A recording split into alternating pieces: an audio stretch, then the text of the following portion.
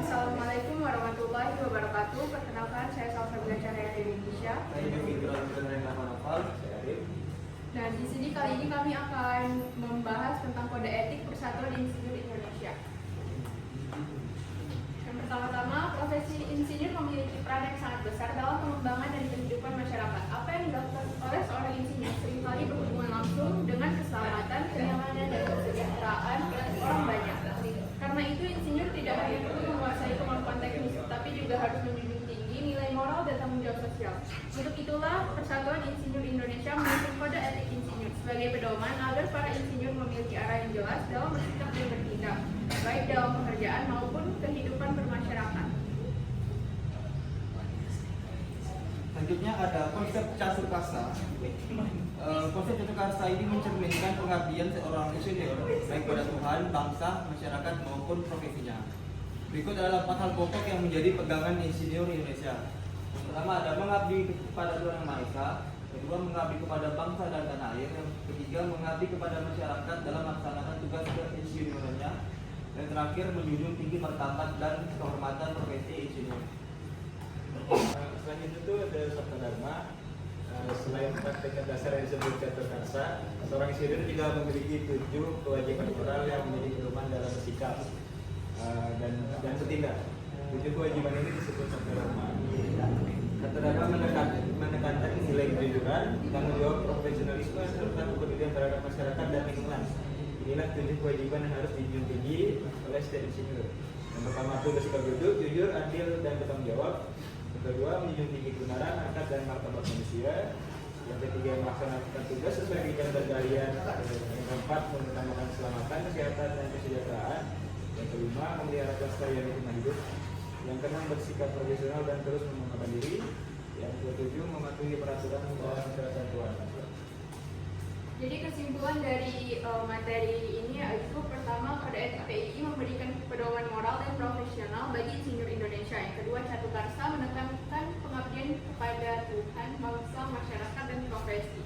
Ketiga, sabta dharma memberikan aturan praktis untuk menjaga kejujuran, keselamatan, profesionalisme, dan kelestarian lingkungan. Dengan mematuhi kode etik ini, seorang insinyur dapat menjaga kehormatan profesi serta kepercayaan masyarakat terhadap profesi insinyur di Indonesia. Demikian presentasi dari kelompok kami. Terima kasih atas perhatiannya. Wassalamualaikum warahmatullahi wabarakatuh. Assalamualaikum warahmatullahi wabarakatuh. Perkenalkan, saya Salsabila Cahaya dari Indonesia. Saya Ariel. Saya Ejo Fitra. Saya Isan. Di sini kami akan mempresentasikan terkait cyber risk and ethical responsibility in informatic engineering. Lalu pertama, mari kita pahami dulu apa yang dimaksud dengan ancaman cyber. Ancaman cyber adalah segala bentuk serangan terhadap sistem, jaringan, atau data digital yang bertujuan mencuri, merusak, atau mengganggu. Seiring perkembangan teknologis, serangan cyber menjadi semakin kompleks dan terorganisasi. Lalu ketiga ada jenis ancaman. Pertama ada malware. Malware seperti virus, trojan, ransomware, dan spyware dapat merusak sistem atau mencuri data. Yang kedua ada phishing, yaitu upaya menipu pengguna melalui email atau pesan palsu agar memberikan data pribadi. Yang ketiga ada DDoS, serangan yang membuat server lumpuh dengan memanage traffic palsu. Keempat ada man in the middle, penyusup mencuri data di antara dua pihak. Yang kelima ada zero day exploit, yaitu pemanfaatan celah keamanan yang belum diperbaiki. Terus selanjutnya ada dampak ancaman cyber. Yang pertama itu ada dampak ancaman di bidang finance atau finansial, yaitu mengakibatkan kerugian, pencurian dana atau gangguan bisnis. Yang kedua itu ada data privasi, kebocoran data sensitif pengguna. Yang ketiga ada sistem perusahaan yang hilang. Terus selanjutnya ada cara melindungi data. Yang pertama ada gunakan antivirus dan firewall yang selalu diperbarui. Yang kedua, terapkan enkripsi data untuk melindungi informasi sensitif. Yang ketiga, gunakan multi-factor authentication atau MFA. Yang keempat, lakukan update sistem dan patch keamanan secara rutin. Yang terakhir adalah edukasi pengguna tentang phishing dan keamanan password. Selanjutnya ada contoh etika profesi informatika. Yang pertama itu ada menjaga keamanan data dan privasi pengguna, tidak menyalahgunakan akses terhadap sistem, transparan dalam pengelolaan data pengguna, mengikuti kode etik profesi, memberi peringatan bila ada keamanan. Selanjutnya ada tanggung jawab etis, yaitu menjaga kerahasiaan data pengguna dan organisasi, mencegah penyalahgunaan teknologi, menegakkan integritas profesional dalam setiap tahap pengembangan sistem, melakukan penilaian risiko etis, mengutamakan kepentingan publik di atas keuntungan pribadi.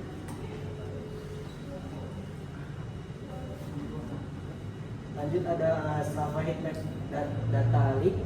Itu latar belakangnya Safa merilis peta aktivitas global berdasarkan data GPS pengguna. Data tersebut secara tak sengaja menampilkan lokasi militer Rusia, pangkalan AS, rute patroli dan lain-lain. Selanjutnya ada analisis etika. Ini aspek pertama, di situ ada privasi pengguna. Ini permasalahan etisnya, data dibagikan tanpa kesadaran penuh pengguna. Yang kedua, keamanan publik, informasi sensitif terekspos publik. Aspek yang ketiga itu ada profesionalisme, permasalahan etisnya kurang penilaian risiko sebelum publikasi. Pelajarannya adalah data anonim berjaminan aman. Selanjutnya etika data penting dalam setiap tahap pengembangan. Terapkan privacy by design sejak awal pembuatan sistem. Selalu uji dampak etis sebelum merilis ke publik. Edukasi pengguna tentang pengaturan privasi data pribadi. Dan yang terakhir, perkuat regulasi dan kebijakan keamanan digital. Sekian dari kelompok kami. Terima kasih. Wassalamualaikum warahmatullahi wabarakatuh. Waalaikumsalam.